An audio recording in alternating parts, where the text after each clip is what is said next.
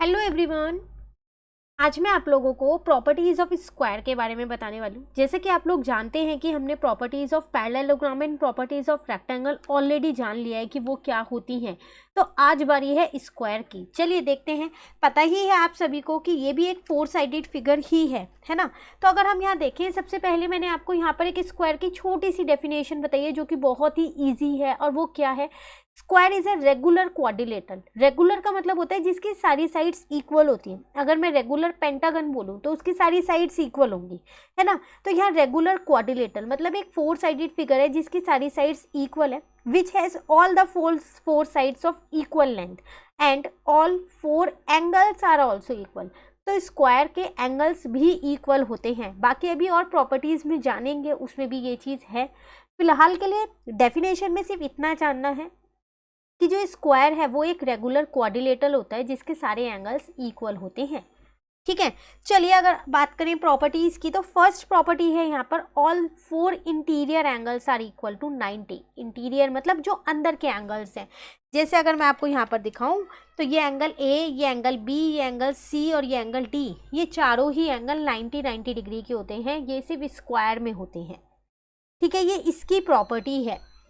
Next अगर हम देखें तो कह रहा है all 4 sides of a square are congruent और इक्वल टू ईच अदर। सारी साइड्स जो हैं वो स्क्वायर की, जैसे ए बी जो है वो किसके इक्वल होगा? सी डी के।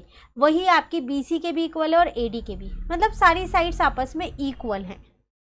ठीक है, थर्ड प्रॉपर्टी है हमारे पास the opposite sides of square are parallel to each other. Opposite sides मतलब जो ये आमने सामने वाली साइड्स हैं, मतलब जो ए बी है वो सी डी के पैरेलल होगी और जो ए डी है वो बी सी के पैरेलल है।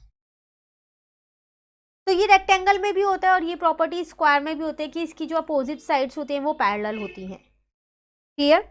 नेक्स्ट है आपके पास the diagonal of a square are bisect each other at 90 डिग्री। जो स्क्वायर के डायगोनल्स होते हैं, जैसे अगर मैं यहाँ एक ये वाला डायगोनल बना दूँ बी डी और एक डायगोनल ये बना दूँ ए सी, तो जो ये बाइसेक्ट कर रहे हैं ना, ये 90 डिग्री पे बाइसेक्ट कर रहे हैं।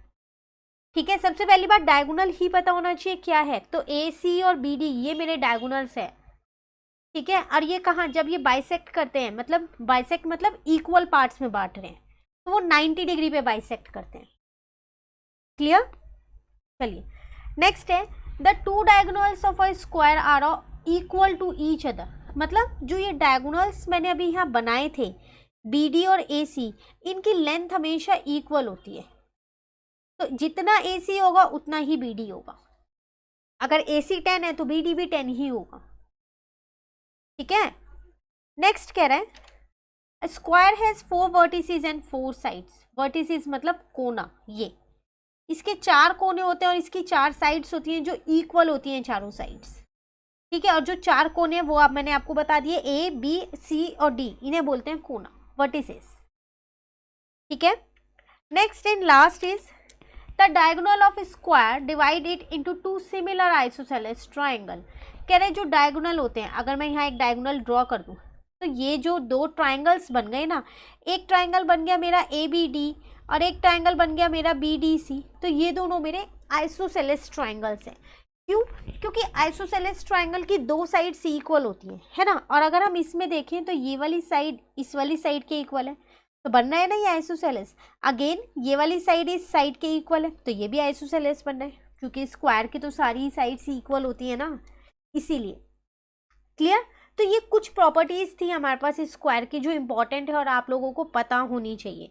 अब नेक्स्ट क्लास में जो दूसरा हमारा क्वाड्रिलेटरल है, रोम्बस हो गया, काइट हो गया, ट्रेपीजियम हो गया, अभी बहुत सारे क्वाड्रिलेटरल्स रहते हैं, तो उनकी प्रॉपर्टीज जानेंगे। तब तक आप इन्हें अच्छे से एक बार पढ़ लीजिए। अगर कहीं भी किसी भी प्रॉपर्टी में डाउट हो तो कमेंट करके पूछ लेना। वीडियो अच्छी लगी तो लाइक ज़रूर कीजिएगा और मेरे चैनल को सब्सक्राइब कीजिएगा।